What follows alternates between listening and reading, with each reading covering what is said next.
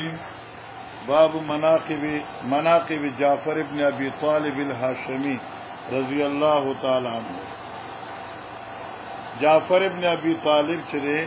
دالی رضی اللہ تعالی عنہ ضرور دے اور عمر کی تنلس کا مشهور اور دی کنیت ابو عبداللہ الطیار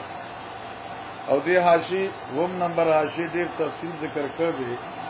ذل ہجرتین مو دیر شجاع مو اور دیر زیاد سخی و بہادر من جملہ دا سخانہ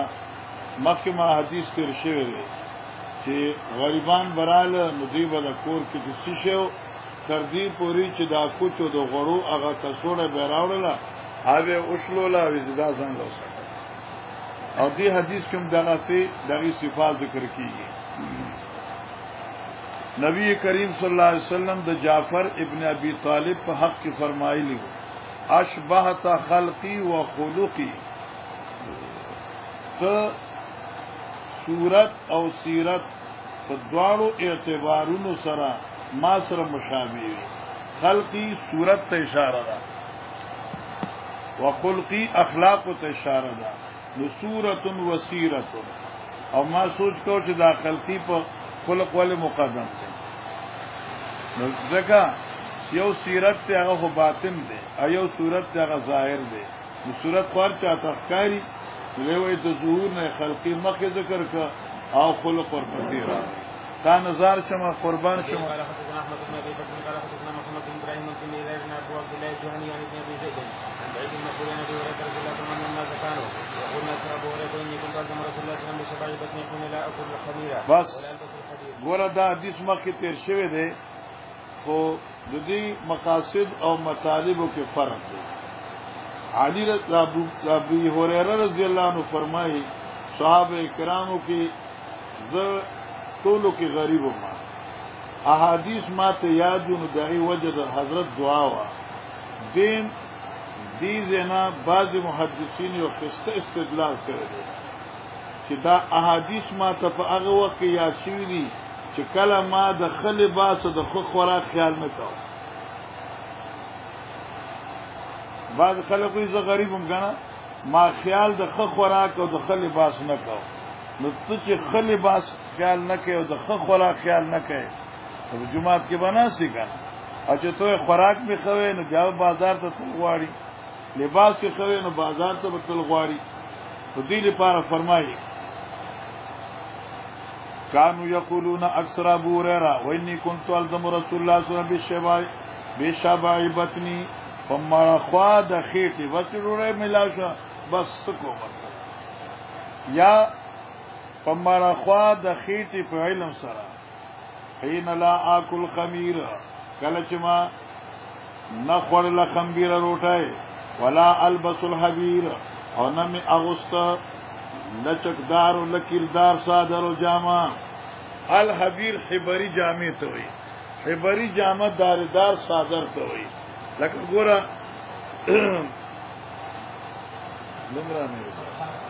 لکه ګوره فرحات تا اوس دا صادر چې دی نو دا لکیردار دی چې کله دی د لکیردار صادر په خیال شنو بخاری ته خطا شو باقي له ورته کنه الحبیر معنی دا شو. بعض خلک وی چې غربت وکنه اغم دا فتح الباری او جمله لیکلې ده ما چې کتا نو ډیره خسته وا هغه وی ذوق می د خمبيري روټي او د حبري جامع نو سبحان الله. ولا يخدمني فلان وفلانا او زما په خدمت کې غلام اور وینځم نوا مانه خدمت نه چانه نه غوسته. وكنت الصق بطني بالحسباء من الجوع او مزه چې ما جوختولې بغټي دلوګه نه خپل خېټه سره. وان كنت لاستقر الرجل الايه او مزه چې طلب دا دستونه بکوما یو قسمه د آیت ما به چمات د آیت وایا او یا معنا استقر طلب دا اوریدو د قرائت بکوما یو قسمه د آیت چې د آیت مانو اور دا څنګه دی صحیح ما کې صحیح نه ما وهي مایا حالانکہ ہدایت په ماسرخ یادو ولی کہ ينقلب بی ما کورته بوزي فیتمانی وکان اخیر الناس المسکین او غرد خلقنا لفارق اباو جعفر ابن ابي طالب وکان ينقلب بنا دوده چبوت بمگا کورنو تا فیتمنا خوراک براکو ما کان فی بیتی هر هغه سوچ کور کې بو سخی سړیونو حتی انکان لیخرج لینا العکا تردی چې راو با وقت کلا منتا عکا آغا پیپ نو عکا پیپ تاوی آغا شئی چې پکی غوری وی اوس دا سرمنی وی کدار سچی وی دا پیپ خو پیه نکن باتی مبلیر چه اسا چولو حالتی لیسا فیا شیون چې پای کم ایش شینو پایا شقوها رابد من اشلو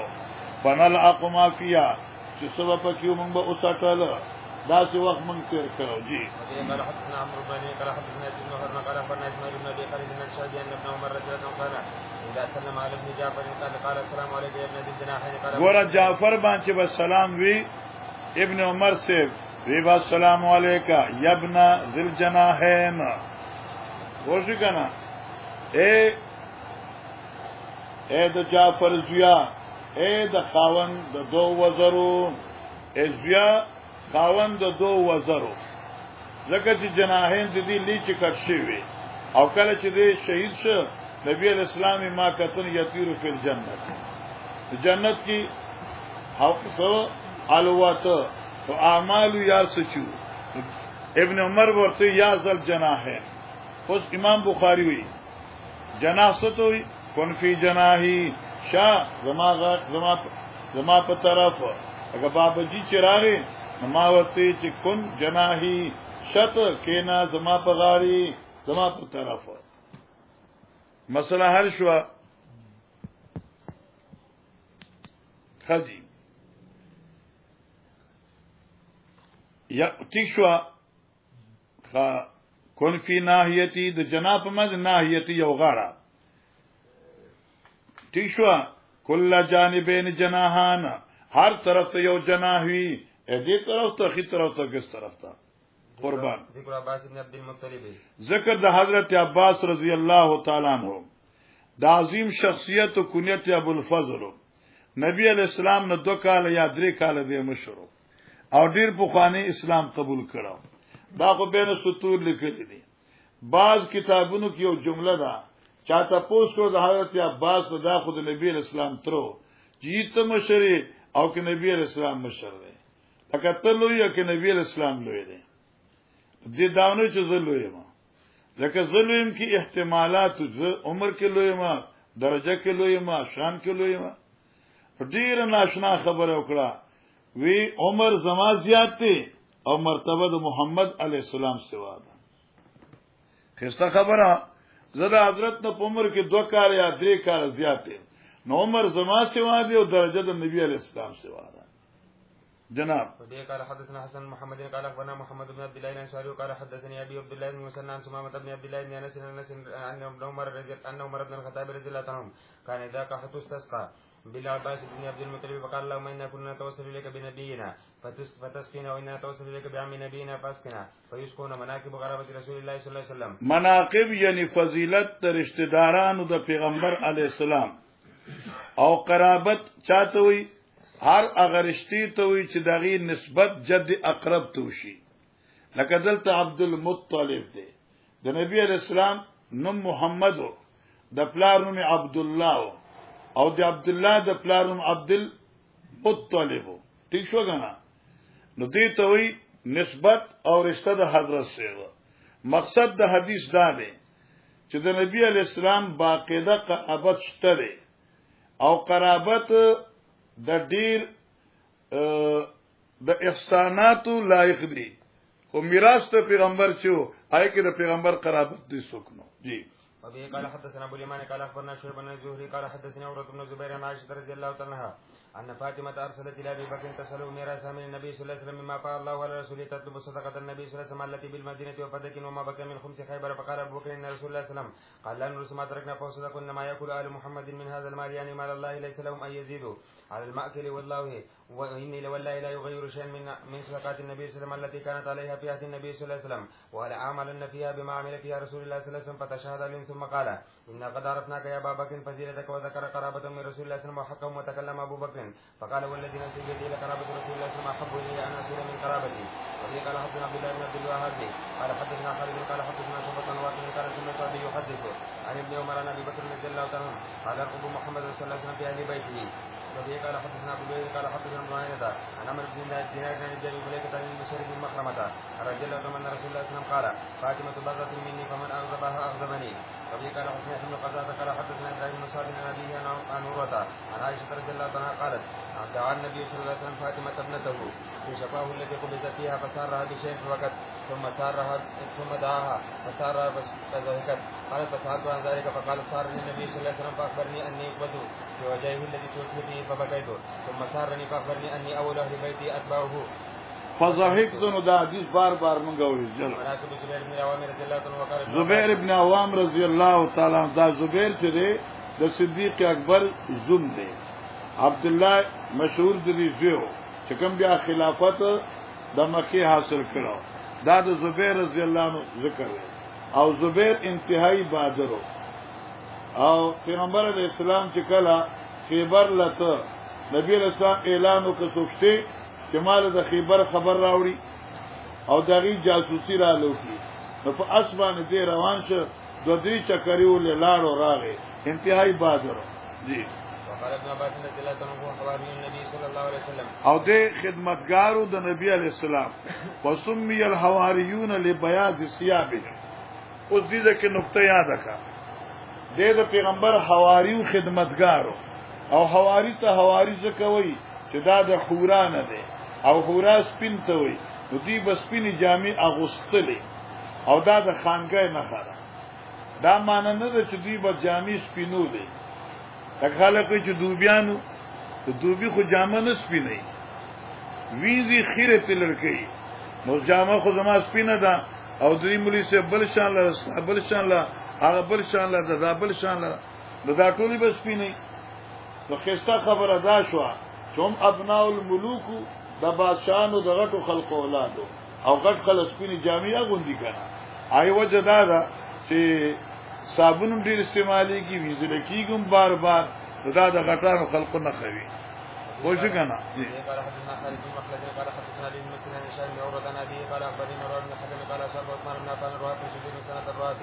حتى حبسه من الحج وأوصى فدخل عليه رجل من قريش. مروان ابن الحكم او حارث ابن الحكم مروان روایت کی چکلا یو کال عثمان ابن عفان باندې نکسیر بیماریو لګی دا پوزه ماته شو تاسو دازه پوزه ماته شو او نکسیر عام شو پوزه ماته شو نو پای وخت کې د پوزې د ماتوالي بیماری خورو نکسیر خورو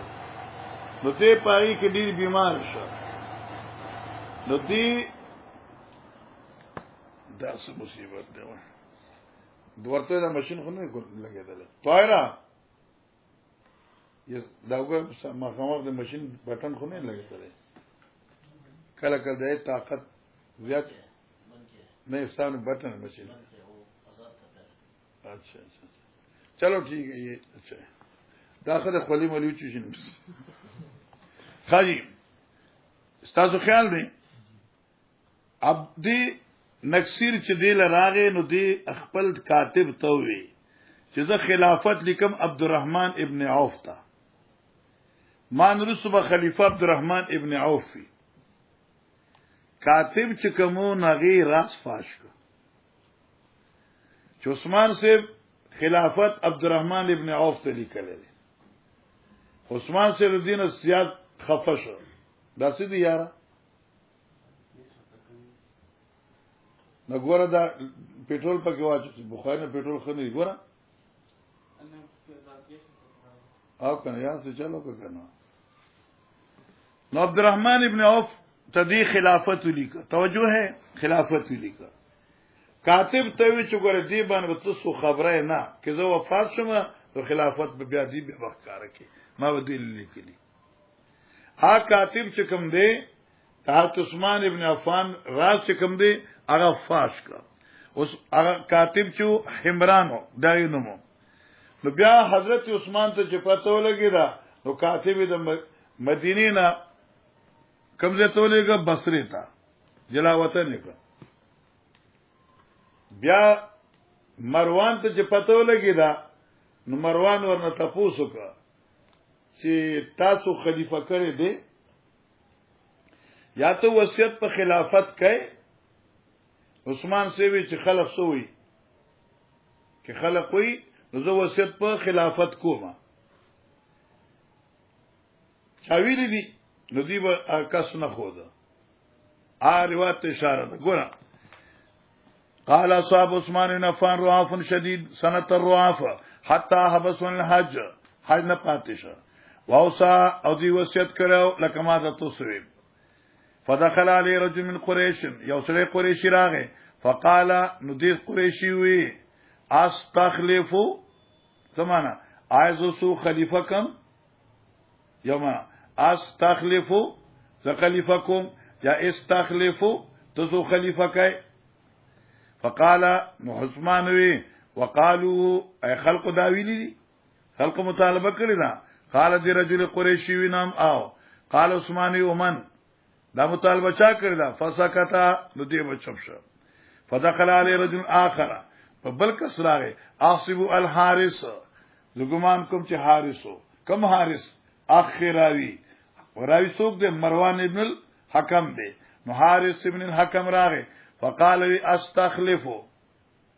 یا استخلفو تسو خلیفہ کای فقال عثمان وقالوا خلقوي فقال نعم او من هو فسكتا نو چوب شو قال فلعلهم قالوا شاد خلق ویلی چې زبیرو چې خلیفہ کول دی نو زبیر خلیفہ کای قال نعم یا خلق وی چې زبیر خلیفہ شي نبی عثمان وی اما خبردار والذي نفسي بيده انه لخيرهم زبیر پټولو کې سره بهتر دی ما علمتو ما موصلا هغه چې ما ته پته ده ولی وان کان لاحبهم الى رسول الله صلی الله علیه وسلم حضرت زبیر نبی علیہ السلام ته ډیر خوخو چې خادم د حضرت او جی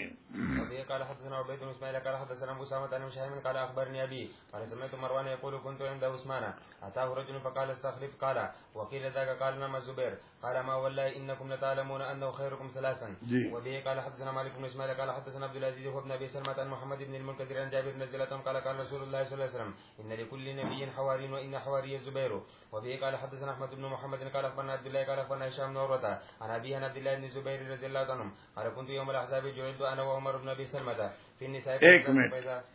دا چې کله د غزوه خندق کنا نو نبی علیہ الصلوۃ والسلام سره زنانی هم وی نو په دغه وخت کې عمر ابن ابي سلمہ اور حضرت عبداللہ ابن زبیر عبداللہ نبی علیہ الصلوۃ والسلام زنانو ته پاتې کړو او دا زنانو ته پاتې کېدل سو فتح الباری وی لصغرهم دا دواړه واړو کشرانو یرتا زنانو سره پاتې شي دوی له په بکاری یا نو سنا بالغو اوس عبد الله وی د زبیر سیف زوی سی شو وایرو فنظرت فاذا نبي زبیر چې ما دی خو قتل نو می کته خپل پلار زبیر علا فرسی په خپل اس سورو یختلفو الی بنی قریظه مرتين وثلاثا تورات بنی قریظه تا دوزل یادری زلا یختل منا تلورات لا بڑ پاس منډا بیا براله بیا براله فرما رجعت چې دې زو واپس شوم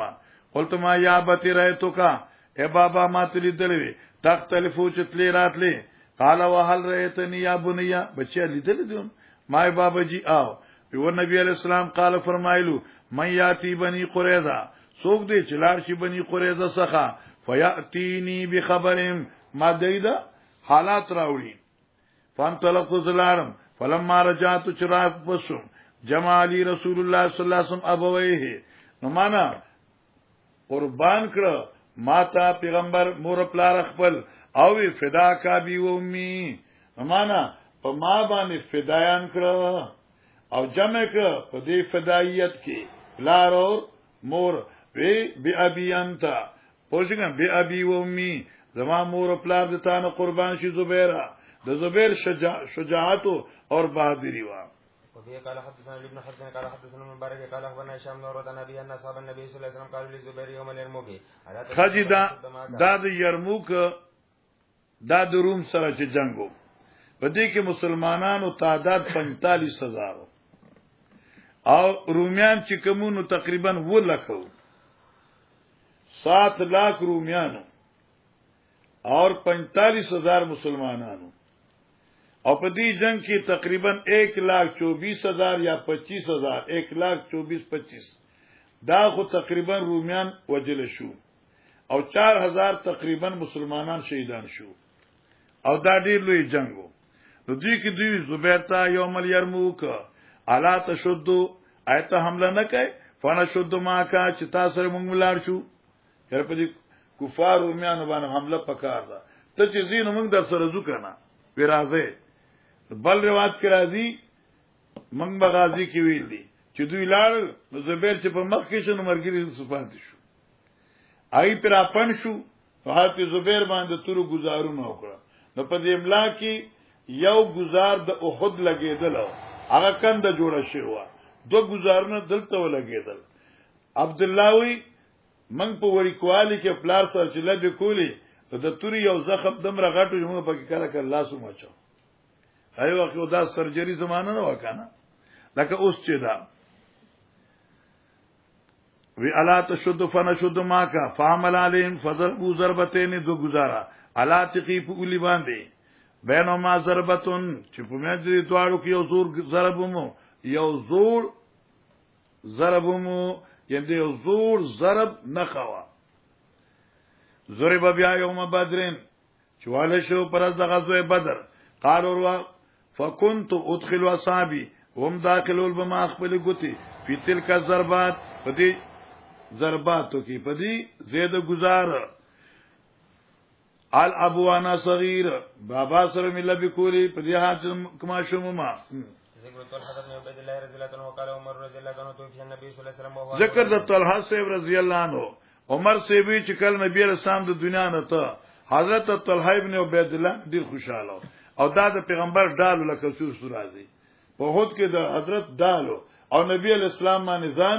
شهید کړو تقریبا لاسونه شل شو او 70 یا 90 گزارونه د توري په بیل لګیدل. سبحان الله. قال حدثنا محمد بن ابي بكر المقدمي وقال حدثنا معتمر بن ابي نبي عثمان رضي الله عنه قال لم يبقى مع رسول الله صلى الله عليه وسلم في بعض تلك الايام التي قاتل فيهن رسول الله صلى الله عليه وسلم غير طلحه وسعد. یعنی نبی علیہ السلام سره په بعض ورځو کې چې کړه jihad کو طلحه او د سعد نه بغیر بل څوک نو عن حدیثهما اے دا روایت ابي عثمان ذکر کړي دا روایت طلحه او د سعد جی. وفي قال حدثنا مسدد قال حدثنا خالد قال حدثنا ابي خالد عن قيس بن ابي حازم قال رايت يد طلحه رضي الله عنه التي وقع بها النبي چې دی اغي سره پیغمبر د دشمن د گزار نه بچکاو دا لاسونه خپل ډال کړو چې گزار براته نو دی بل داسې کاو وقد شلت سو شل شو لاس راکب سعد بن ابي وقاص الزهري وبنو زهره اخوال النبي صلى الله عليه وسلم دا سعد بن ابي وقاص زهري او ذکر د بنو زهره دا مامگان د پیغمبر علی السلام وهو سعد بن مالک د ابي وقاص نم مالکو سعد بن ابي وقاص ين سعد بن مالک جی. وفي قال حدثنا محمد بن مسنى قال حدثنا عبد الوهاب قال سمعت يحيى قال سمعت سعيد بن مسيب قال سمعت سعد نزل منه يقول جمع النبي صلى الله عليه وسلم ابوه يوم احد. وفي قال حدثنا مكي بن ابراهيم قال حدثنا هاشم بن هاشم عن عامر بن سعد عن ابي قال لقد رايتني وانا ثلث الاسلام. وفي قال حدثنا ابراهيم بن موسى قال حدثنا ابي زايد قال حدثنا هاشم بن هاشم بن عتبة بن ابي وقاص قال سمعت سعيد بن المسيب يقول سمعت سعد بن ابي وقاص يقول ما اسلم احد الا في اليوم الذي اسلمت فيه ولقد مكثت 7 ايام واني لثلث الاسلام تابه ابو موسى. ایک منٹ ګورا دې زه ته وکړه سعد ابن ابي وقاص وی چې ما اسلم احد الا في اليوم الذي اسلمت فيه اسلام نو راوړې اچا مگر په هغه ورځ کې چې ما اسلام راوړم کمره چې ما اسلام قبول کړو نو خلقو هغه ورځ ما اسلام قبول کړو. ولقد مكثت 7 ايام واني لثلث الاسلام او ما ورځ په اسلام کې تیری کړې یعنی زه چې مسلمان شوم نو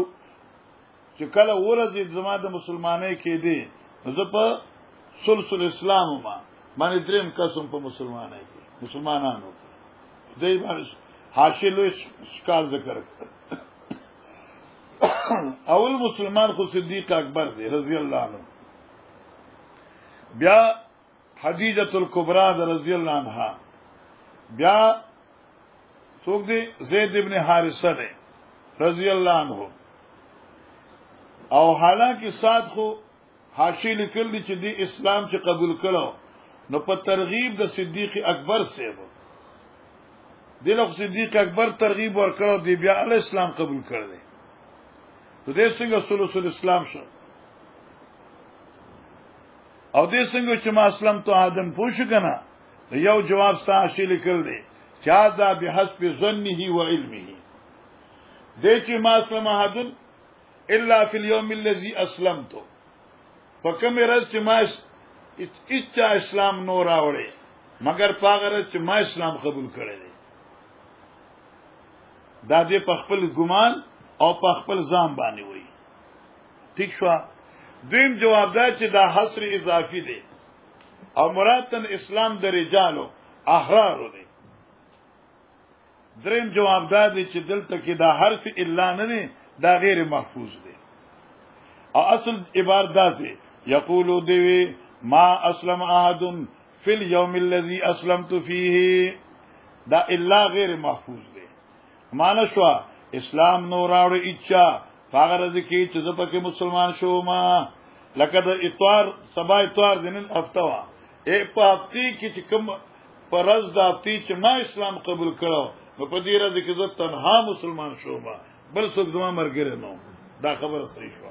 چلو ابو موسی قال حدثنا هاشم قال حدثنا عمرو بن عون قال حدثنا خالد بن عبد الله بن اسماعيل بن قيس قال سمعت سعدا يقول ان الاول العرب رمى بسهم في سبيل الله وكنا نرجو من النبي صلى الله عليه وسلم مالنا طعاما الا ورق الشجر حتى ان احدنا بس زمنګ لپاره روټه نو سواد اونو پانو نا تر دې چې یو زمنګ الله یزاو قضاء حاجت ته بچته نو غرزول به پچی کم ایزول بعیر او الشاب لکه چې اوخه یا ګډي بيزي پچی غرزي دا څه پچی کېده مالو خلطن یعنی قضاء حاجت به مخلوط نو یعنی پای کې بس نرمي نو تکه چې دا خو خوراکونو سره کیږي ثم اصبحت بنو اسد یادی درتا هغه کتاب الصلات کې چې تاسو ویلو چې په دې باندې خلکو اعتراض وکړ عمر سیرتوي چې دا سات چې خموز نه کوي یادی درتا حضرت عمر سره ولېګه چې په جماعتونو باندې کوفی وګرځا ټول وی چې خسړې دي یو بوډاوي چې دې داسې دی دی ورته بیا خیره کړو آی چې بیا ماشومان تسترګي وولي یا به شکوله بیماری ورته لګېدلې و نو دی وی ثم اسبات بنو اسد بیا وګرځ بنو اسد توازن الاسلام ما ابجن کې په اسلام باندې لقد خبت اذن وظل عملي چې چر دوی خبره صحیح شي زه خو به ډېر نقصان شي ما عمل به برباد شي ادا چرته کی وکانو وشوبی الى عمر او دا بنو اسد وشوبی چغلی کړي وا په دې خبره عمر سرتا ابو همانه شوکان چغلی کړي وا او قالو وی لا يحسن يصلي مسترق ولا ناراضي قال ابو عبد الله صلى الله عليه وسلم يقول انا الثالث الثلاثه مع النبي صلى الله عليه وسلم زه نبی پاک سره دریم کسوما خدا دې په خپل علم سره دی چلو بعد په بیان د ذکر د زمانو د پیغمبر علی السلام اصحاب د سیر جمع ده اگر اشتی ته وی چې د خود طرف نه لکه خواخ شو او خش زوب شو جناب منهم ابو العاص ابن الربيع او دا د پیغمبر سره لوی زومو او کله چې د وفات په باب کې ذکر کین د ابو العاص ځکه دې انتهائی وفادارو او انتهائی امین رښتینی انسان دی. قال حدثنا ابو اليمان قال اخبرنا شعيب بن زهري قال حدثني علي بن حسين ان المسور بن مخرمه قال ان علي خطب بنت ابي جهل فسمعت بذلك فاطمه فاتت رسول الله صلى الله عليه وسلم فقالت يا قومك انك لا استاد قوم وی چې انك لا تغضب لبناتك ته د خپل د لونو په خاطر چا سره جنگ نه کوي او د لونو پر نه کوي دل نه کوي ته خبري د علي چې کوم دی د ابو جهل سره کویدن کوون کړي نبی علیہ السلام وی چې زه من کوم نه چاله د نکانا خو په یو کور کې لور د پیغمبر او لور د الله د پیغمبر او د الله د دشمن لونه دا په یو کور کې نشي جمع کېږي قربان دتا هذا علي بن بنت ابي جهل فقام رسول الله صلى الله عليه وسلم فسمعته حين تشهد يقول اما بعد فاني انكحت ابا العاص بن الربيع فحدثني وصدقني وان فاطمه بذات مني واني اكره ان يسوءها والله لا يتم بنت رسول الله صلى الله عليه وسلم بنت عدو الله عند رجل واحد فترك علينا خطبته وزاد محمد بن عمرو بن حلحلة بن شهاب عن علي بن حسين عن مسور قال سمعت النبي صلى الله عليه وسلم ذكر سيرا له من عبد شمس فاثنى عليه في مساهرته اياه فاحسن قال حدثني فصدقني وعدني فوفى باب مناقب زید ابن حارثه رضی الله تعالی عنہ او دا د پیغمبر علی السلام او غلام چې بیا آزاد کړو او صورت عذاب دی راغلو او دا زید ابن حارثه چې دا نبی علی السلام له ډیر زیات خوخو او بیا د زید زوی اسامه چې اسامه ابن زید بیا د دین زیات خوخو او دې کوم روایت راځي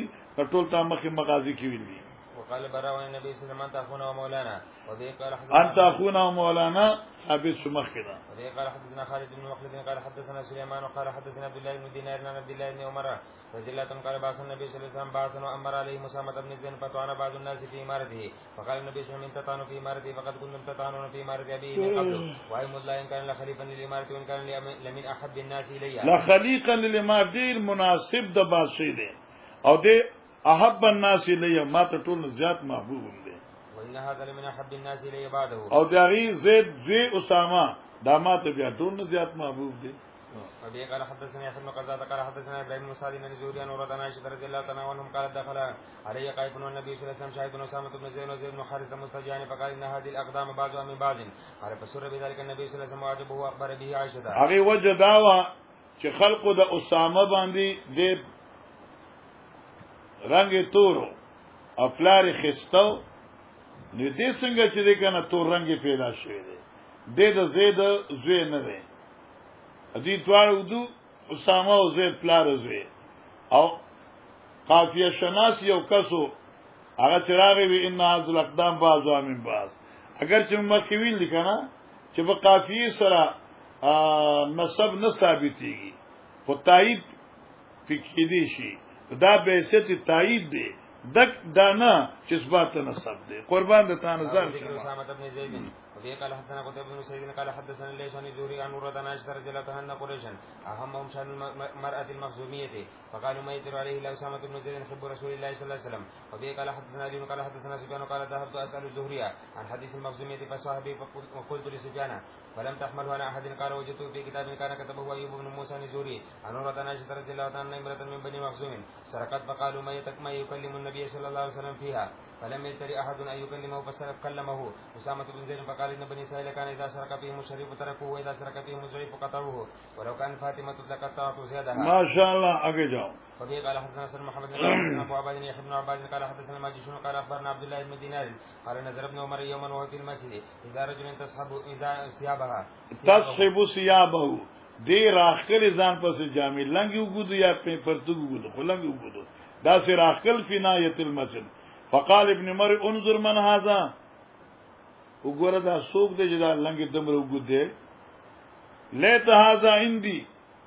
کاش دې ما سخوي چې ما دې ته اصلاح دې اصلاح کړ دا چې واله کاش دې ما سخوي چې ما ته اصلاح کړې چې دا لنګ دمر وګدو پیغمبر سے منع کړی دا فقال انسان ليسري ابن عمر توي اما تعرف هذا يا ابا عبد الرحمن تاج ابن عمر كنيت تني خبر هذا محمد ابن اسامه دا خو اسامه زوی محمد دی ها فطعت ابن عمر راسه پوښي نو ابن عمر چې کوم دی خپل سر کته وانا قرب يده ٹھیک شو کنه او جوکاو شو زمکه تا ایا معنا لاس داسي اوه زمکه باندې نا کدی ټونګه ثم قال لو رأى رسول الله صلى الله عليه وسلم یره کې پیغمبر سے لیدلې وې نو په دې صفت به خوښ کړو زپری د زیدي معصوم دي سبحان الله چلو ابي قال حدثنا موسى بن اسماعيل قال حدثنا معتمر قال سمعت ابي قال حدثنا ابو عثمان عن أسامة بن زيد رضي الله عنه حدثنا النبي صلى الله عليه وسلم أنه كان يأخذ الحسن فيقول اللهم أحبهما فإني أحبهما وقال إلا دوسر منه كذا دا دوار مال خيشي جي وقال النعيم بن المبارك قال اخبرنا معمر بن الزهري قال اخبرني مولى اسامه بن زيد الحجاج بن ايمن بن ام ايمن وكان ايمن اسامه دا ام ایمن شوا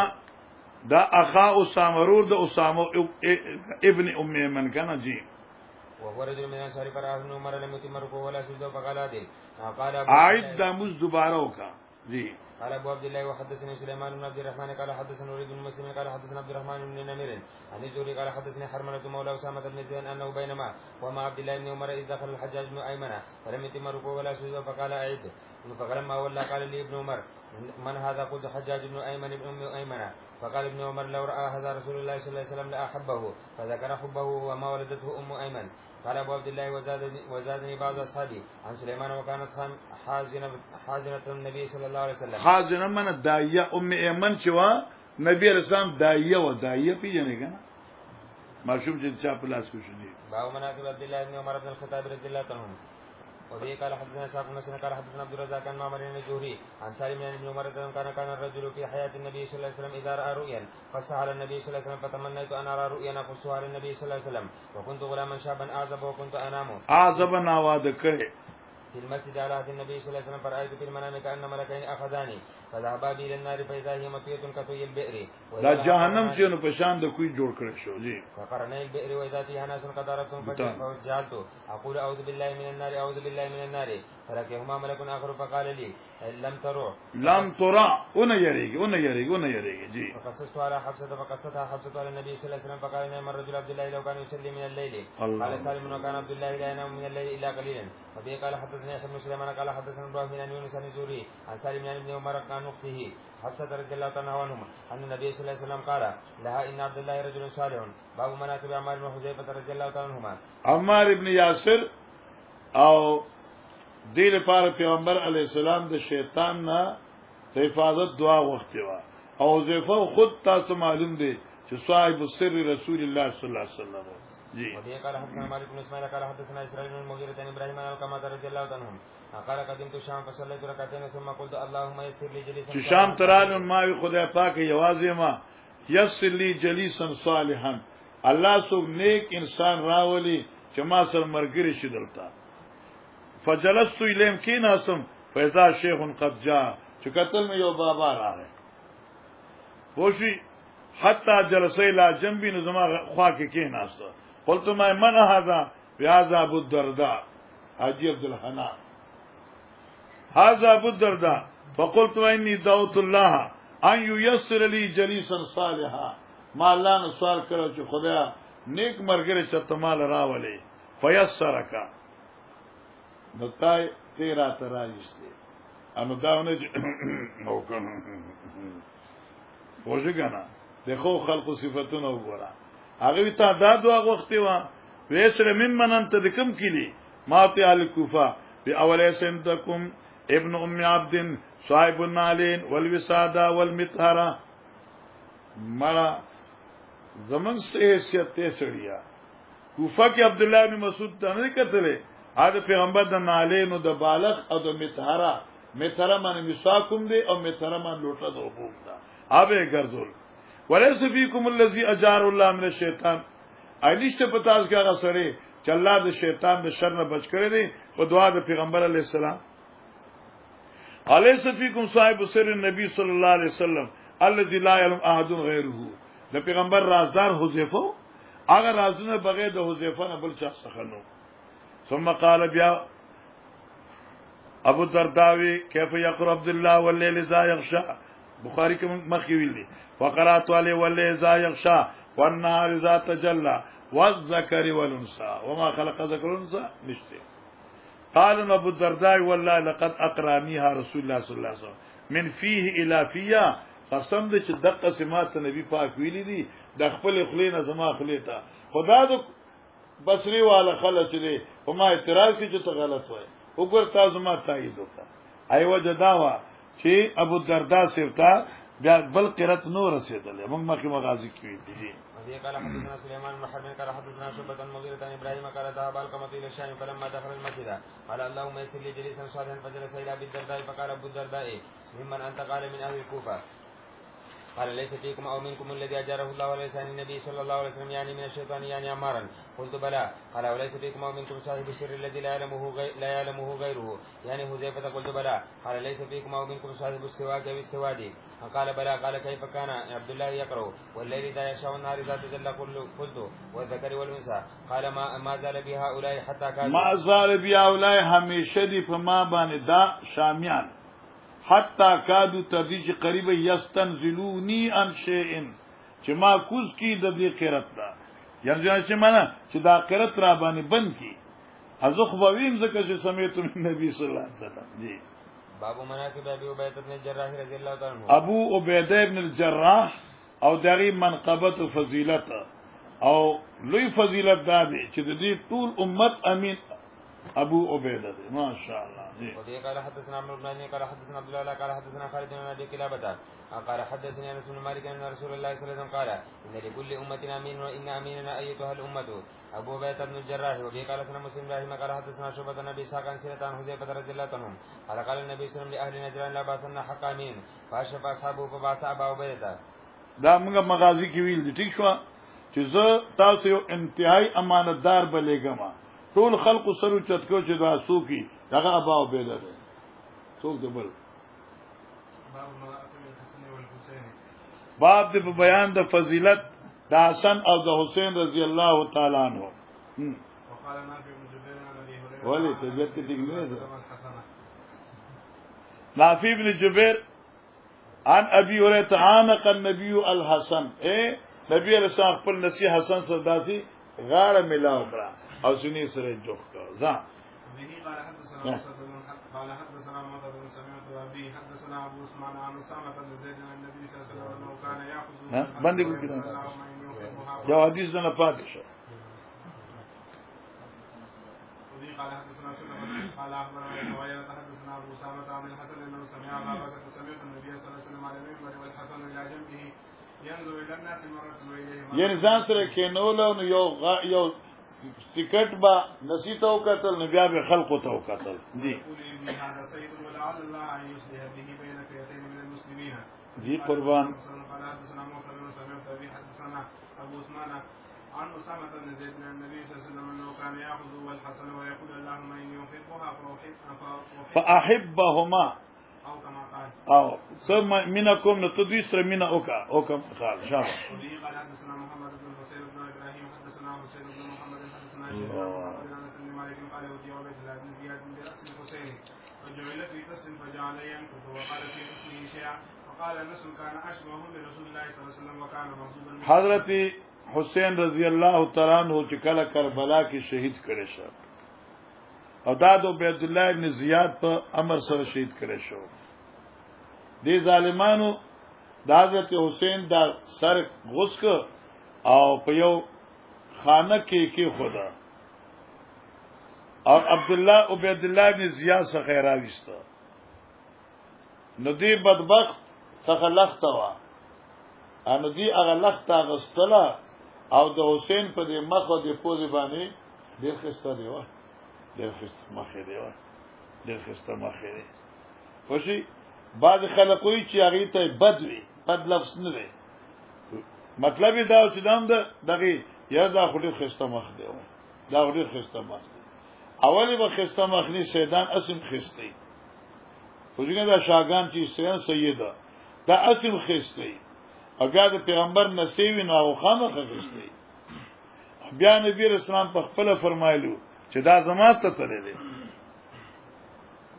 اوتیا عبید الله بن زیاد براس الحسین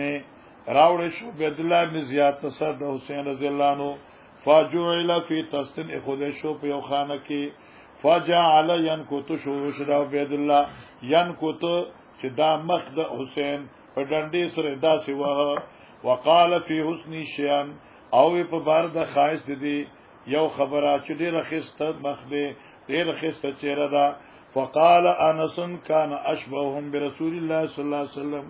حضرت حسین د پیغمبر په خاندان کې ټول نزیات مشابه پیغمبر صاحب سره وکانه مخذوبا بالوسمتی یا بالوسمتی او ګیرا د حسین رضی الله عنه رنگ کړه شي په وسمه سره دا وسمه کم د هغه وسمه چې سرخی ته مایل وي نه کې تور سیستا تاسو په دې باندې باس کړی ځکه چې پیغمبر علی السلام خو ویل دي چې جنب السوادا لہذا دا هغه وسمه وا چې دې کې سرخی غالب وا ٹھیک شمارانه سیوا جی قال حدثنا حجاج بن الله قال حدثنا شعبة اخبرني عدي سمعت البراء قال رأيت النبي صلى الله عليه وسلم والحسن بن علي على عاتقه يقول اللهم اني احبه فاحبه. وفي قال حدثنا عبدان قال اخبرنا عبد الله قال اخبرنا عمر بن سعيد بن ابي حسين عن ابن ابي مليكه عن عقبة بن الحارث قال رأيت ابا بكر وحماد الحسن وهو يقول بابي شبيه بالنبي صلى الله عليه وسلم ليس شبيه بعلي وعلي يزهق. ده مخي تيسير جلو. قال حدثنا يحيى بن معين وصدقة قال اخبرنا محمد بن جعفر عن شعبة عن واحد بن محمد عن ابيه عن ابن عمر قال ابو بكر الصديق ارقبوا محمدا لحاظ قید محمد صلی الله علیه وسلم ٹھیک شو احترام قید محمد علیہ السلام فی آل بیتی فبارد آل بیت پیغمبر سے آل بیت د نبی تسموه احتراما للنبی صلی الله علیه وسلم زکه چار سره خپل خاندان چې کوم تابعداري نو کیای تاسو بد خمخه خپکی حجرت عبدالوارث مولوی سے چې دیش زامنی مثلا کنه اور پوجي یوې لوري اخذ سلوري قسمه قسم پوشي ازو ورتین چې دې زامن خنه دي نو دې خپکی کنه نو آل ته نسبت ته بدی کول سربراه د اهل چې کوم دی هغه خفکیږي حضرت لفعال مبارک مخفه کوي جی. وبه قال حدثنا ابراهيم بن موسى اخبرنا هشام بن يوسف عن معمر عن الزهري عن انس قال لم يكن احد اشبه بالنبي صلى الله عليه وسلم من الحسن بن علي. وقال عبد الرزاق اخبرنا معمر عن الزهري اخبرني انس. وبه قال حدثنا محمد بن بشار حدثنا عمر حدثنا شعبة عن محمد بن ابي يعقوب سمعت ابن ابي نعم سمعت عبد الله بن عمر وساله رجل عن المهرم قال شعبة احسبه يقتل الذباب فقال یا سړی عراق نه راغلو د محرم په باره کې تاسو ته چې یو سړی کې مچ مړ کی ایران په حالت کې چې مچ مړ کی نو څه حکم دی ابن عمر سے ورته آل العراق یسلون عن قتل الذباب عراقیان تاسو کې چې مچ مړ شنو څه ګناه ده وقد قتلوا ابن بنت رسول الله صلی الله علیه وسلم حالانکه دې بدبختو د پیغمبر علی السلام جګر یعنی د لور زوی شهید کړو. وقال النبي صلی الله علیه وسلم وما ریحانتای من الدنیا دا خو زما دو ګلونه دي په دنیا کې حسن او حسین زما ګلونه دي او دې د پیغمبر ګلونه زخمیان کوي. باب مناقب بلال ابن رباح مولا ابي بکر آزاد کړي شوی د ابو بکر سید دا بلال رضی الله عنه صفات ته. وقال النبي صلى الله عليه وسلم سمعت الدفن عليك بين يدي في الجنه ما اوریدو چغا د پڼوس تا مخ خپل په جنت کې. وبي قال حدثنا ابو نعيم قال حدثنا عبد العزيز بن ابي سلمة عن محمد بن منكدر اخبرنا جابر بن عبد الله قال كان عمر يقول ابو بكر سيدنا واعتق سيدنا يعني بلالا ابو بکر زمون سردار دی او زمون سردار آزاد کړی چې بلال دی دا د عمر تواضع ده په حق د صدیق کې خو حق دی په حق د بلال کې تواضع ده سبحان الله دی. وفي قال حدثنا ابن نمير عن محمد بن عبيد حدثنا اسماعيل عن قيس ان بلال قال لابي بكر ان كنت انما اشتريتني لنفسك اے ابو بکر ان كنت انما اشتريتني لنفسك کہ چر تازه اغستم ځان دې پارا فامسكني نو بس ساته ستا خدمت وکوم وان كنت انما اشتريتني لله کتا خدای رضا دې پارا اغستم نو فدعني وعمل الله پریګه دما او عمل د الله مانک پریګه دما او عمل د الله مانس پریګه دما چې ان اعملو عمل الله مثلا شو چلو باب مناقب ابن عباس جی قربان د تانا چې مناقب قال حدثنا عبد الواسع عن خالد بن عكرمة عن ابن عباس قال ثم النبي صلى الله عليه وسلم وقال اللهم علم یہ سنی سره جوکرم او الله معلم الكتاب. وفي قال حدثنا ابو معمر قال حدثنا عبد الواسع وقال اللهم علمه الكتاب. قال حدثنا موسى حدثنا وهيب بن خالد مثله قال البخاري والحكمة في غير النبوة. امام بخاری چې الحکمت الاصابت رسید الحق دی او دا حکمت په معنا د نبوت نه دی. باب مناقب خالد بن الوليد دا سيف من سيوف الله. قال حدثنا احمد بن واقد قال حدثنا حماد بن زيد عن ايوب عن حميد بن هلال عن انس ان النبي صلى الله عليه وسلم دعا زيدا وجعفرا وابن رواحه للناس قبل ان ياتيهم خبرهم فقال اخذ رايه زيد فاصيب ثم اخذها جعفر فاصيب ثم اخذ ابن رواحه فاصيب وعيناه تضربان حتى اخذ سيف من سيوف الله حتى فتح الله عليهم. عن فري لأنه قد مر وفي أذانكم قد قر. باب مناقب سالم مولى أبي حذيفة. باب د بیان د صفت سالم چې خدمتگار آزاد کړی شوی د حذیفه سیبو. قال حدثنا سليمان بن او دا د قران ماهرینو ها دا قران ماهرینو او د قران د ماهر صفت کې د پکار دي ماشاءالله. قال حدثنا شعبة عن عمرو بن مرة عن ابراهيم عن مسروق وقال ذكر عبد الله عند عبد الله بن عمرو وقال ذاك رجل لا أزال أحبه بعدما سمعت رسول الله صلى الله عليه وسلم يستقرأ القرآن من أربعة من عبد الله. لولې قران د سلور قاریانو نه دا ډیر مشهور قاریان دي. من عبد الله بن مسعود فبدا ابي ابتداء عبد الله بن مسعود وکړه. وسالم مولى ابي حذيفه وابي بن كعب ومعاذ بن جبل قال ولا ادري بدا ابي ابي او بمعاذ بن جبل. شابه سے قال راوی فرمای لا ادري زمين خبر چې ابتدا په ابي کړي وا کیا د معاذ بن جبل وا ماندا سلور قاریان دي خو پاولس کې معاذ او کاولس کې عبد الله نمونه خو سلور دي خدا پته نشته چې ابتدا د کوم نوم نوا. باب مناقب عبد الله بن مسعود قربان دتانا. قال حدثنا شعبة عن سليمان قال سمعت أبا وائل قال سمعت مسروقا قال عبد الله بن عمرو أن رسول الله صلى الله عليه وسلم لم يكن فاحشا ولا متفحشا وقال إن من أحبكم إلي أحسنكم أخلاقا وقال يستقرأ القرآن من أربعة من عبد الله بن مسعود سالم وسالم مولى أبي حذيفة وأبي بن كعب ومعاذ بن جبل وأبي قال حدثنا هذا كان واحد عن مغيرة عن إبراهيم أن قال قال دخلت الشام فصليت ركعتين فقلت اللهم يسر لي جليس صالح ويمشي المؤمن فلما دنا قلت أرجو أن يكون استجابت ما دعا قبول شوا. قال أفلم يكن فيكم صاحب النعلين والوسادة والمدهرة أولم يكن فيكم الذي أجير من الشيطان أولم يكن فيكم صاحب السر الذي لا يعلمه غيره كيف قرأ ابن أم عبد والليل إذا يسعى فقرأت والليل إذا يشاء والنهار إذا تجلى والذكر والأنثى فقال أقرأنيها النبي صلى الله عليه وسلم فاهو إلى فيه إذا حضرت خلي زما خليتا حتى كادوا يردونني قریب دا چې دوی ما دې قرت نه واړي خودت اوړه معنا. وفي قال حدثنا سليمان بن حرب حدثنا شعبة عن ابي اسحاق عن عبد الرحمن بن يزيد قال سألنا حذيفة عن رجل قريب السمت والهدي من النبي صلى الله عليه وسلم. یعنی تاسو کوم مان دې یو داسې بار سړی کې چې قریب السمت چې ډیر نږدې په اعتبار د حسن هيئت سره والهدي او ډیر نږدې په اعتبار د طریقې او د مسلک سره من النبي صلی الله علیه وسلم حتا ناخذ منه. یعنی داسې یو سره یو خیا چې پیغمبر ته په صفت کې او پیغمبر ته په تابعداري کې زیات قریبي زه دغه نه طریقه واخلمه بما عالم احدن اقرب سمتا وهديا ودلا بالنبي صلى الله عليه وسلم من ابن ام عبد. نیم خبر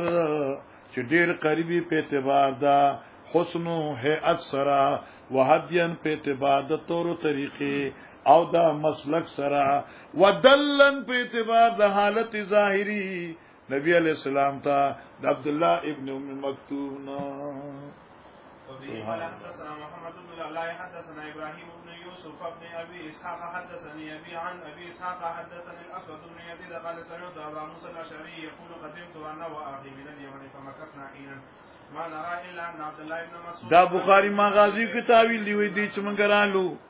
اځي چې رالو مونږ یمن نه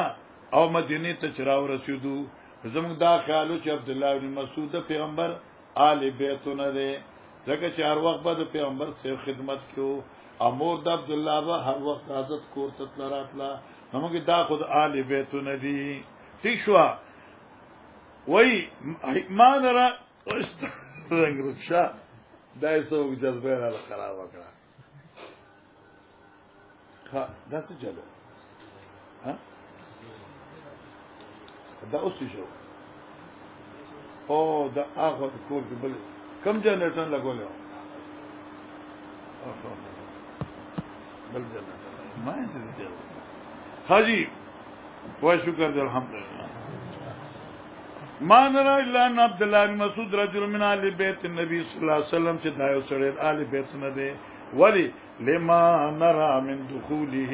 دې ونه چې قتل دې داخله دل او داخله دل د مور دې په نبی علیہ السلام کوړه مګر دای رشتہ داران دي ها فقیر رشتہ داران نو چلو شاباش قال حدثنا الحسن بن حدثنا معاذ عثمان بن الاسود عن النبي مليكه قال اوتر معاويه قال لشاي بركه وعنده وتر حضرت معاویہ سے پس ما سوتنا برکات وعنده مولا ابن عباس دا قرید ابن عباس سے شاگرد حضرت معاویہ سے سخاو فاتا ابن عباس پیرا ابن عباس سے سخا اور اغیته اعتراض په معاویہ او کچ دے یو رکعت کی ابن عباس داهو فریګدا تنقید مکوا فإنه قد صاحب رسول الله صلی الله علیه وسلم دغه پیغمبر صحابي دي او صحابیت دې داد تنقید نه بالا تروي او صحابو سو تنقید نه کوي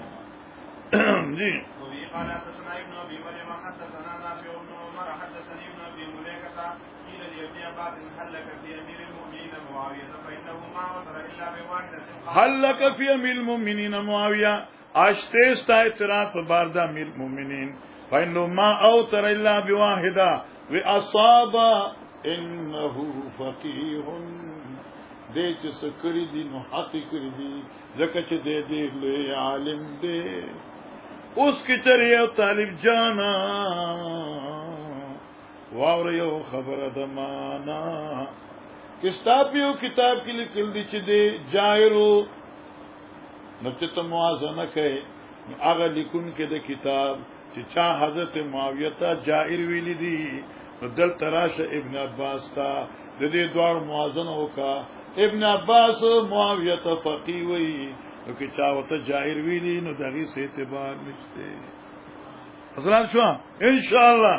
آگے جاؤ وفي قال حدثنا عمرو بن عباد حدثنا محمد بن جابر قال حدثنا شعبة عن ابي التياح قال سمعت عمران بن عفان عن معاوية قال انكم لتصلون صلاة لقد صحبنا النبي صلى الله عليه وسلم فما رأيناه يصليهما ولقدناها عنهما يعني ركعتين بعد العصر باب مناقب فاطمة وقال النبي صلى الله عليه وسلم باب دې په بیان د منقبت فاطمه الزهراء رضی الله تعالی عنها وقال النبي صلى الله عليه وسلم فاطمة سيدة النساء أهل الجنة فاطمه چې د جنت د ټولو جنکو سردار وي قال حدثنا ابو الوليد قال حدثنا ابن عيينة عن عمرو بن دينار نن در بن ساره پور دینه پرې رسول الله صلى الله عليه وسلم قال فاطمة قضت مني فمن عذبها فقد أوجب فاطمه زما د جسم ټوکړه د چا دي تبدوی نو ماته بدوي دا به تکړه چې تعریف جانا قال حدثنا يحيى بن رضاعة أخبرنا إبراهيم بن سعد بن أبي عن وطن عائشة قالت دعا النبي صلى الله عليه وسلم فاطمة ابنته في شفاء والتي قبض بها فسارها بشيء فبكت ثم دعاها فسارها فضحكت قالت فسألتها عن ذلك فقالت صار النبي صلى الله عليه وسلم فأخبرني أنه يقبض في وجهه الذي توفي فيه فبكيت ثم سارني فأخبرني أني أول آل بیتی صحیح تو خوشحال شوم چې بابا سره ملاقات وکم شپږ میاشتې پس ملاقات شو نو کوم ځای کې شو خلاص شو خبر ارمان دی خدای پاک داخله کوي ولی په دې دنیا کې فساد کوي او د حق په منځ کې کوکاوټي پیدا کوي جی فضل عائشة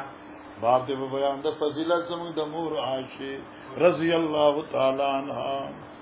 قال حدثنا يحيى بن بكير قال حدثنا الليث عن يونس عن ابن شهاب قال ابو سلمة عن عائشة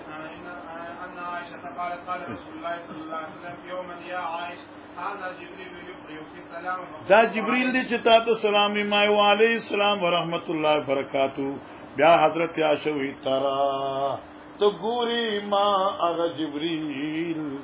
لا ارى چې نه ګورما نو ترا کې عائشہ خطاب کی محمد رسول الله تا شوت شغافل اخوب دی ولی زنگوی وات صبح دم درب ارسنا قبل شابه تکرس قال حدثنا آدم قال حدثنا شعبة والرحيل وحدثنا عمرو قال أخبرنا شعبة عن عمرو بن مرة عن أبي موسى الأشعري قال قال رسول الله صلى الله عليه وسلم كمل من الرجال كثير ولم يكن من النساء الله قد مر فر وعاسية امرأة فرعون وفرد عائشة عن النساء كفرد السريد على سائر الطعام وفي قال حدثنا عبد العزيز بن عبد الله قال حدثني محمد بن جعفر عن عبد الله بن عبد الرحمن انه سمع انس بن مالك يقول سمعت رسول الله صلى الله عليه وسلم يقول فضل عائشه على النساء كفضل السريد على سائر الطعام وفي قال حدثنا محمد بن بشار قال حدثنا عبد الوهاب بن عبد الملك قال حدثنا ابن عون عن القاسم بن محمد ان عائشه اشتكت فجاء عائشه اشتكت دا نا جوړ شوا بیمار شوا راغب عبد الله بن عباس تپوسلا یا ام المؤمنین اے د مؤمنانو موري تقدمین علی فرتن روانیت علی فرتن پیو پیشرو باندې داسې پیشرو صدقن چیرشتنه ده فرد هغه چاته وي چې مخ کې لاړ شي او تعالی تیاری وکړي لکه تاسو ډیرو کې شوي کنه او سبق بخلاصي مثلا 11 بجې یا بارشي او تاسو کولېږي چې لکه دسترخوان او خور کا او بو ګلاسونه پکې دا منګ را روان یو چې لار شو دسترخوان ویړوي خور وی ګلاسونه زې په دې پراتی وي او د خوراک سونه او تو ورته کې خو جنگ خو مکو کنه ښا ته جنگ کې خیال دې ورته ها نو اوس نا وخت پوښیږم زر پوښیږم خاجی علماء کرامو توجه ہے و تقدمینا تاسو مخ کی کیږي علا فرت صدقن په یو پیشرو رښتینه باندې او پیشرو رښتینه څوک دی محمد صلی الله علیه وسلم علی رسول الله صلی الله علیه وسلم وعلى ابي بکر جی وبه قال حدثنا محمد بن بشار قال حدثنا عمرو قال حدثنا شعبة عن الحكم سمعت ابا قال لما بعث علي عمارا والحسن الى الكوفة بس دا موږ مخ ویل کنه حضرت علی سے حضرت عائشہ به چې شام ته روان شو نو علي سے خپل زوی حسن او عمار ولېګل لیستنفرهم چې خلقو کې ترغیب پیدا کی او د علي سے په حمایت کې خلق را روان شي ٹھیک شو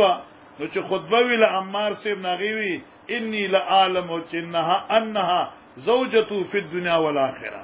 ما ته پته ده چې حضرت عائشہ د حضرت سے دنیا او د آخرت بیبی ده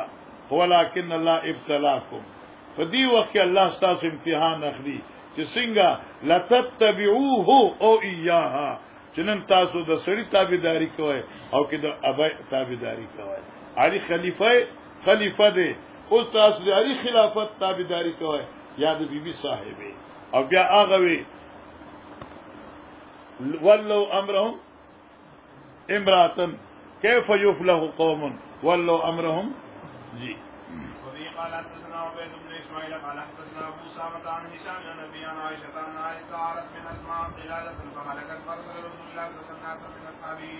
بطلبها فادركتهم الصلاة فصلوا بغير وضوء فلما اتوا النبي صلى الله عليه وسلم شكوا ذلك اليه فنزلت آية التيمم قال سيد بن خسير جزاك الله خيرا فوالله ما نزل بك امر قط الا جعل الله لك منه مخرجا وجعل للمسلمين فيه بركة. وبه قال قال حدثنا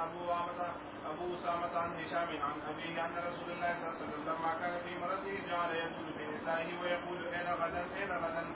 حرصا على بيت عائشة. قالت عائشة فلما كان يومي سكن وبه قال کله چې یعنی زمان نمبر تراغه بیا سکون راغی ما یعنی بیان اجازه ورکړه مطمئن شاد رسول. قال حدثنا عبد الله بن عبد الوهاب قال حدثنا حماد قال حدثنا هشام بن النبي قال كان الناس يتحرون بهدايا وخلق چې قصب کو خپل هدايا او رزد عاشق حدیث مکه تیر شوی. عائشة فاجتمع سواهب الى ام سلمة فقلنا يا ام سلمة والله اننا يتحرون بهدايا يوم عائشة وإنا نريد الخير كما تريد عائشة. منګه اراده کو د خیر کما تريده عائشہ عائشہ لک چې د خیر اراده عاشق ای عائشم د خیر تمه کوي منګم د خیر تمه کوي. ومولي رسول الله صلى الله عليه وسلم ايام الناس اي يهدوا اليه حيث حيث كان او حيث ما دار خلق ته حضرت وي چې تاسو د عشیره دي تم ګوره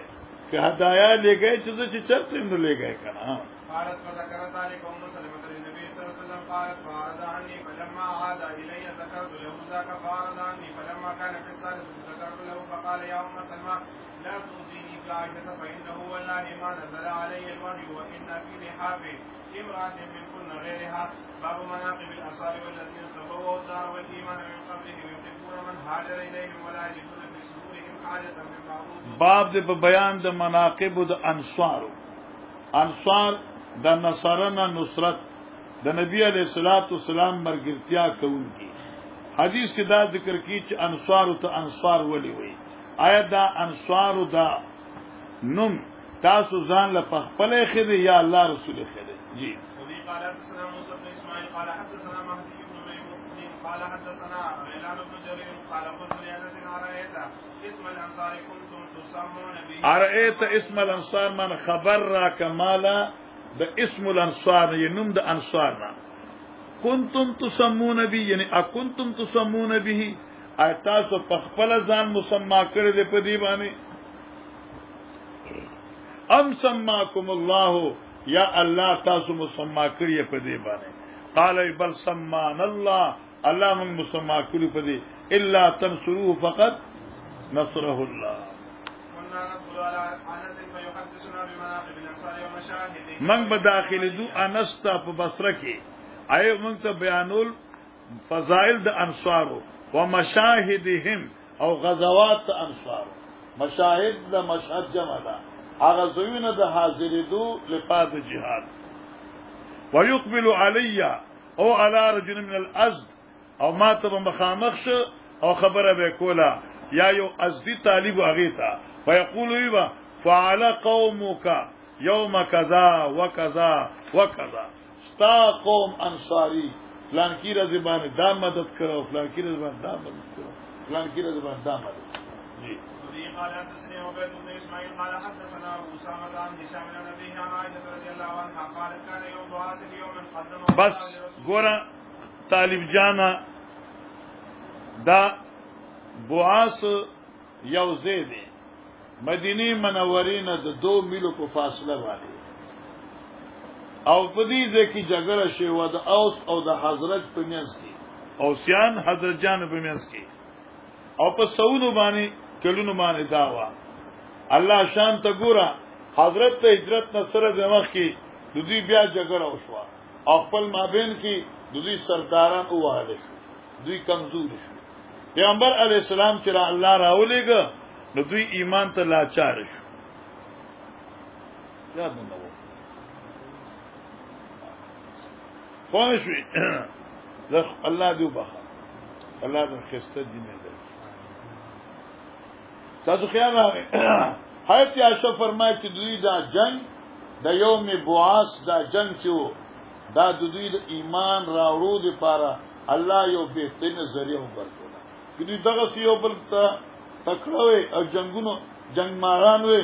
دوی موږ په جنگ کې موږ بدی اخلم بتاسه کو والله دوی اسلام ته مایل کړ او دولت اسلام صلی الله معلومات کړ. جی قدمه الله لرسوله صلى الله عليه وسلم فقدم رسول الله صلى الله عليه وسلم وقد افترق ملؤهم فداسه هو حال چې افتراق راغلو تار په تار شی و ډلې دوی اشراف و ډلې تار په تار شي وقتلت ثرواتهم او دي سرداران وجل شو وجرجروا او کمزوري شو زخمیان کړي شو. جی فقدمه الله لرسوله في دخولهم في الاسلام وبه قال حدثنا ابو الوليد قال حدثنا جرجر استراف سے گڑبڑ شو. إن هذا له العجب وإن سيوفنا تقتل من دماء قريش وغنائمنا ترد عليه فبلغ النبي صلى الله عليه وسلم فدعا الأنصار فقال ما الذي بلغني أنتم وكانوا لا يكذبون فقالوا هو الذي بلغك قال أولا ترضون أن يرجع الناس بالغنائم إلى بيوتهم وترجعون برسول الله صلى الله عليه وسلم إلى بيوتكم لو سلكت الأنصار واديا أو شيئا لسلكت وادي الأنصار أو شيئا. باب قول النبي صلى الله عليه وسلم لولا الهجرة لكنت من الأنصار قال هو عبد الله بن زيد عن النبي صلى الله عليه وسلم. مقصد د هجرت ترغیب دی بس دانه چې خفقان په هجرت نه لري جی قال حدثني محمد بن بشار قال حدثنا ابو ذر قال حدثنا شعبة محمد بن زياد عن ابي هريرة عن النبي صلى الله عليه وسلم او قال ابو القاسم صلى الله عليه وسلم لو ان الانصار سلكوا واديا او شيبا لسلكت في وادي الانصار ولولا الهجرة لكنت امرا من الانصار فقال ابو هريرة ما ظلم بابي وامي ما ظلم بابي وامي معنا کمې نه ده کړې زما په مور او پلار باندې ما ظلم معنا کمې نه ده کړې زما په مور او زما په پلار باندې یو معنا یا معنا ما ظلم بل معنا کو ما ظلم پیغمبر څوک د حق نه نه محروم کړي بی ابي و امي زما مور او پلار په قربان شي ما ظلمان سو شو ما نقص محمد احدا عن حقه بابي و امي جی اوه اغي حضرت لزی ور کړو ونصروه امداد کړو او کلمتن اخرى یاد او د نصرو په ځای څه بل کلمه مناسبه وي باب النبي صلى الله عليه وسلم بين المهاجرين والانصار باب دې بیان درور والے جوړولو د پیغمبر علی السلام په ما بین د مهاجرین او د انصارو او د حدیث مخکې ویل د قربانا وبه قال حدثنا اسماعيل بن عبد الله قال حدثنا ابراهيم بن سعد عن ابي عن جدي قال لما قدم المدينه آخى رسول الله صلى الله عليه وسلم بين عبد الرحمن وسعد بن الربيع فقال لي عبد الرحمن اني اكثر الانصار مالا فاقسم مالي نصفين ولي امراتان فانظر اعجبهما اليك فسمها لي اطلقها فاذا انقضت عدتها فتزوجها قال فتزوجا نتبور سر نکاح کی قال بارك الله لك في اهلك ومالك ماشاء الله دا خسته خبره وی یو سره چې تعالی ګیره درکینو نړۍ بیان ځکه یو سره په صد خوشحالي بل په انکار یو سره په صد خاصکاری بل په انکار هغه تعالی بیبي در کوم باغ هغه مړه بازار راتو خدای د خدای ته نصیب کی سبحان الله فلما انقلب الا والله قرض من عقد وسمن ثم تاب على الغدو ثم جاء يوما وبه اثر سفرة فقال النبي صلى الله عليه وسلم ما هي؟ قال تزوج دا سدي مرګریا كم سوقت اليها؟ قال نواة من ذهب او وزن نواة شك ابراهيم وبه قال حدثنا قتيبة قال حدثنا اسماعيل بن جعفر عن حميد عن انس انه قال قدم علينا عبد الرحمن بن عوف واخى رسول الله صلى الله عليه وسلم بينه وبين سعد بن الربيع وكان كثير المال فقال سعد قد علمت الانصار اني اكثرها مالا ساقسم مالي بيني وبينك شطرين ولي امراتان فانظر اعجبهما اليك فاطلقها حتى اذا حلت فاطلقها جي حتى اذا حلت تزوجتها فقال عبد الرحمن بارك الله لك في اهلك فلم يرجع يومئذ حتى افضل من شيئا من سمن واقف فلم يلبس الا يسير حتى جاء رسول الله صلى الله عليه وسلم وعليه وزر من صفرة قریبان صداغ د زړ رنگ نه فقال له رسول الله صلى الله عليه وسلم ماهیم یہ کیا چیز ہے امرأة من الانصار فقالت ما سقط فيها؟ قال وزن نواة من ذهب او نواة من ذهب فقال اول ولو بشاة وبه قال حدثنا السلطان ما شاء الله ما شاء الله قال سمعت المغيرة بن عبد الرحمن قال حدثنا ابو زناد عن الاعرج عن ابي هريرة قال قالت الانصار اقسم بيننا وبينهم ان نحن قال لا قال تكون المؤونة وتشركون في الامر قالوا سمعنا واطعنا باب حب الانصار وبه قال حدثنا حجاج بن حارث قال حدثنا شعبة قال اخبرني عبد بن ثابت قال سمعت البراء قال سمعت النبي صلى الله عليه وسلم او قال النبي صلى الله عليه وسلم الانصار لا يحبهم الا مؤمن ولا يبغضهم الا منافق الله اكبر وبه قال حدثنا مسلم بن ابراهيم قال حدثنا شعبة بن عبد الرحمن بن عبد الله بن جبر عن انس بن مالك عن النبي صلى الله عليه وسلم قال آية الايمان حب الانصار وآية النفاق بغض الانصار ما شاء الله ما شاء الله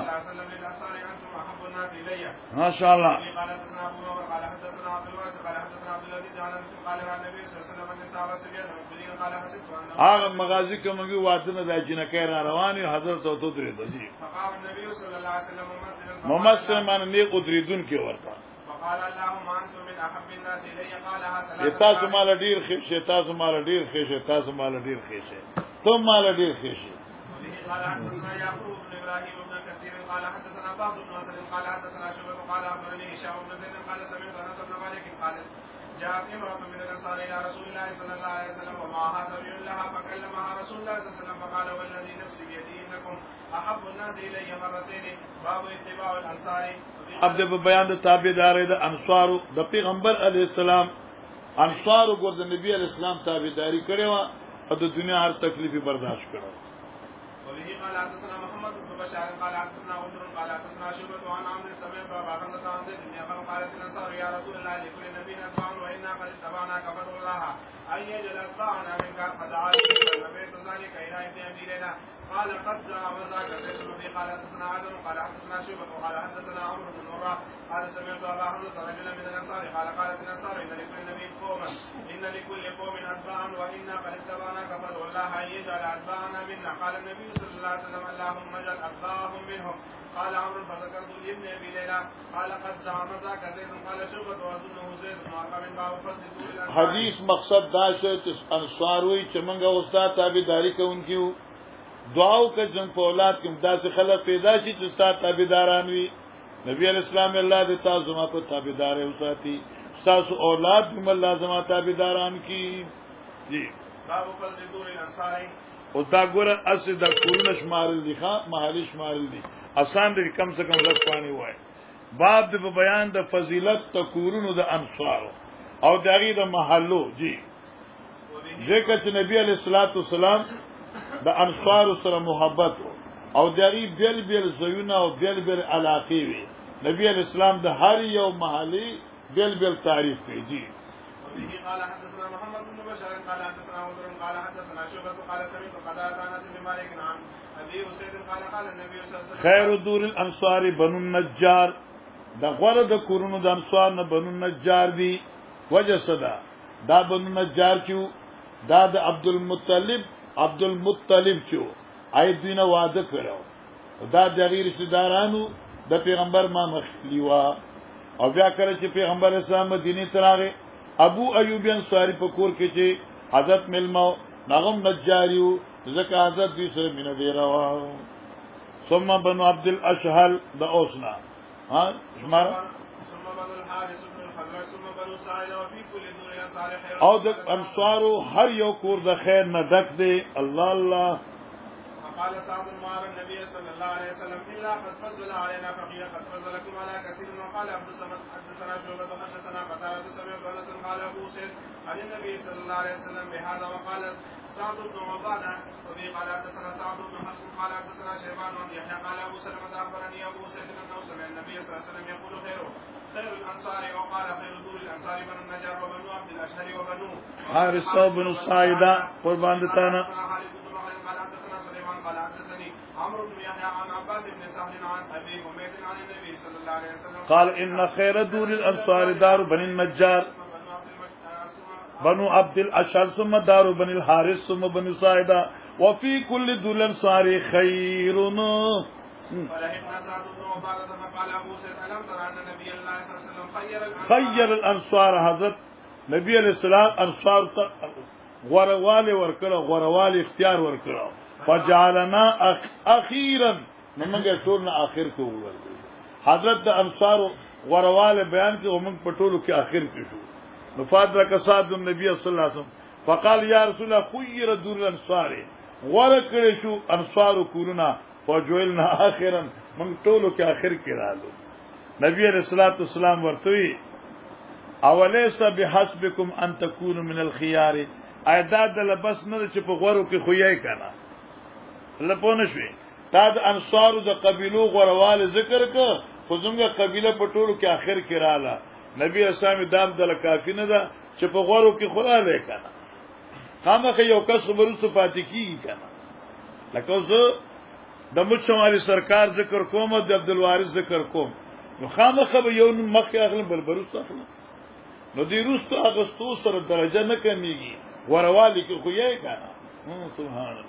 باب قول النبي صلى الله عليه وسلم للانصار يصبروا حتى تلقوني عن الفوج قال هو عبد الله بن زيد عن النبي صلى الله عليه وسلم. او زکات یان انصار باندې چونکه دا قلیلو او کله کله با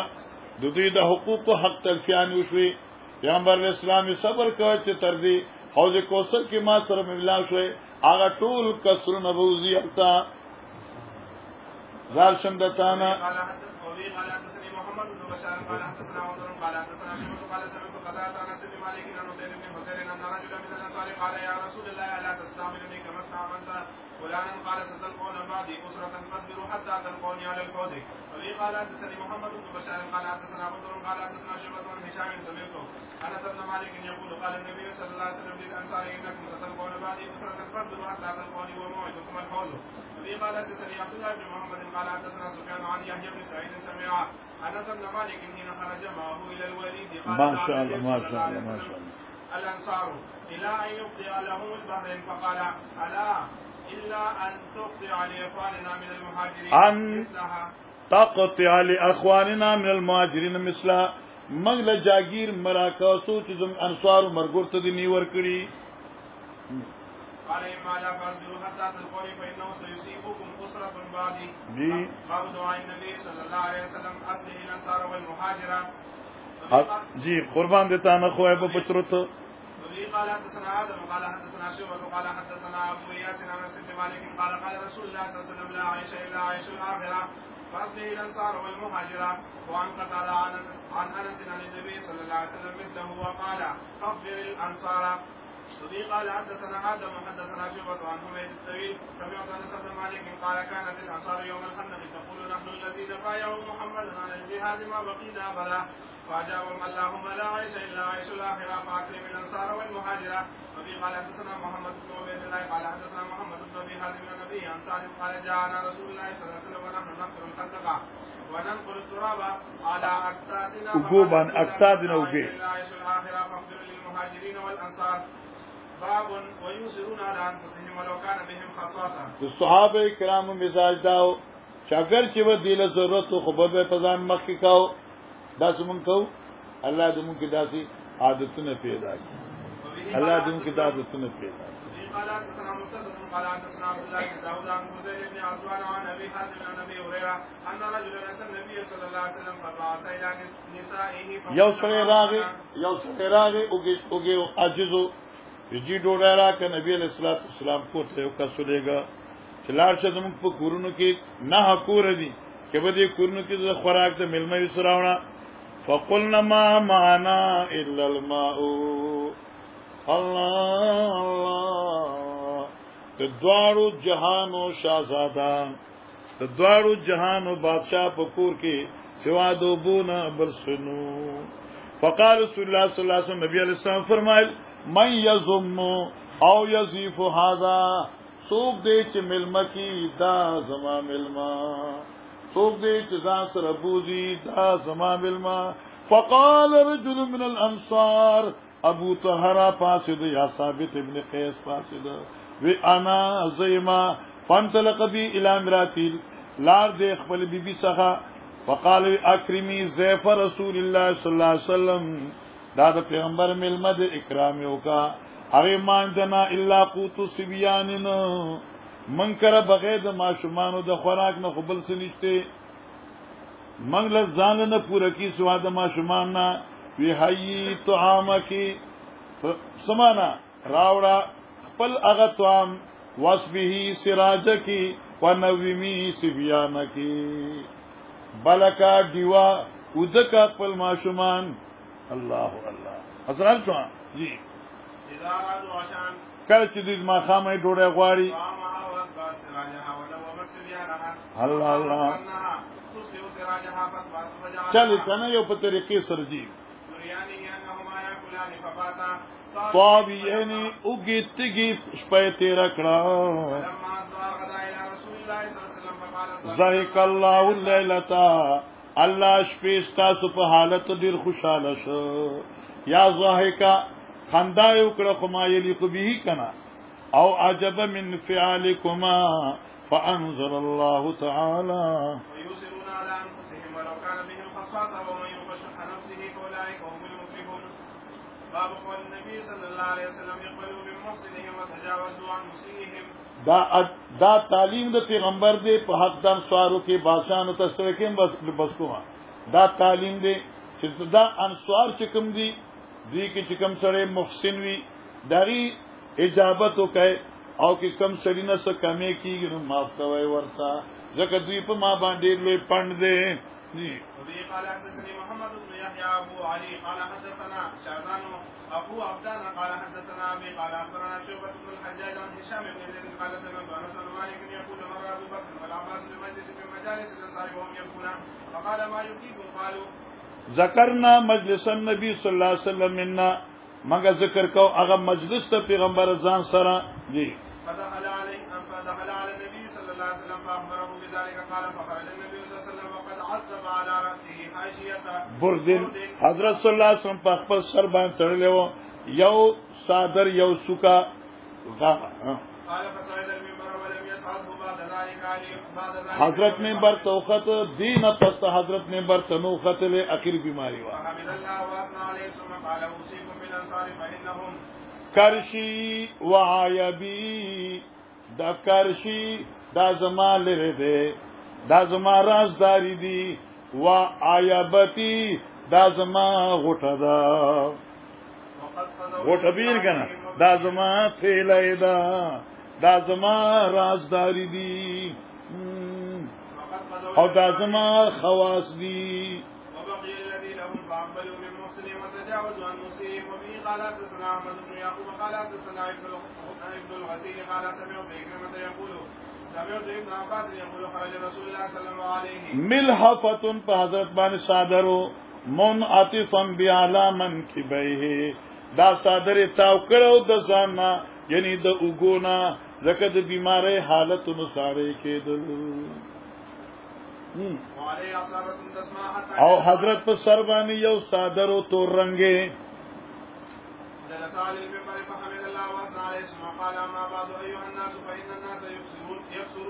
خلق بدیری کو یقل الابصار انصار بکمیږي دمر بکم شیلا کمال کا چپوړو کی وی فمن ولی منکم امر اغسل چې تاسو والی شه یو کار یذر فی احدن او ينفعه په اتباع د اسباب ظاهریو چاته خیر رسي یا ضرر فليقبل من محسنهم ويتجاوز عن مسيئهم جناب قال حدثني محمد بن بشار قال حدثنا غندر قال حدثنا شعبة قال سمعت قتادة عن انس بن مالك عن النبي صلى الله عليه وسلم قال الانصار كرشي وعيبتي والناس سيكسرون انصار شرینو کرشی دا زما رازداری دی وعیبی وعیبتی او زما خواص دی ويقلون واقبلوا من محسنهم وتجاوزوا عن مسيئهم باب مناقب سعد بن معاذ رضی اللہ تعالی عنہ به قال حدثني محمد بن بشار تکشا انشاءاللہ مزور کی تیرہ سے کم دے کن لس پانڈو دے پاتی دی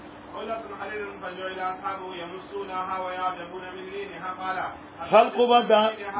دار خمو صادر چه لاس کی با اڑو راڑو او تعجب بکر چه دا خو دیر مین دے و دیر مزیدار دے نبی علیہ السلام فرمائے لمنادیل سعد ابن معاذ خیر منها و علین اگرم بالونا چه حضرت تا پا حضرت سات پا جنت کے ملاویگی آد دینا بہتر او دینا نرم دی لمناديل سعد بن معاذ خير منها عليا رواه قتادة والزهري سمعان سنن النبي صلى الله عليه وسلم وفي قال حدثنا محمد بن المثنى قال حدثنا الفضل بن منصور حتن ابي اوانه دي ابو اوانه رشتہ دارو ګور مشرانو ته دا غټو خلکو ته ګور کنه الله پاک دې کنه خپل نه راوي نبی علیہ السلام وی معاذ مرش عرش الہی په حرکت کې راغی برا سے وی داکټ خو دې درو دی په خپل من کې ناچاقي وکنه نبی علیہ السلام اعتز عرشو اے دې په مر عرش خو دې دا برا سے وی ناکټ خو دې درو نافر صاحب را پاسې ده اما اورید عرش الرحمن خو دې درو الله الله فقال رجل لجابر یو سړي جابر ته چې فینل برا یقول اهتز السرير مکه اهتز العرش لموت سعد ابن معاذ کنا سعد ابن معاذ د مرګ لپاره عرش خوځید الله اکبر داول خوځید یو امر اهم یا غفر عرش خوځید یعنی خوشاله شه روح معاذ لپاره الله الله روح سعد ابن معاذ لپاره حرکت د خوشاله راغی لکه وحد چې په خوشاله خوځیدل یا فرشتي یا عاد عرش مراد دی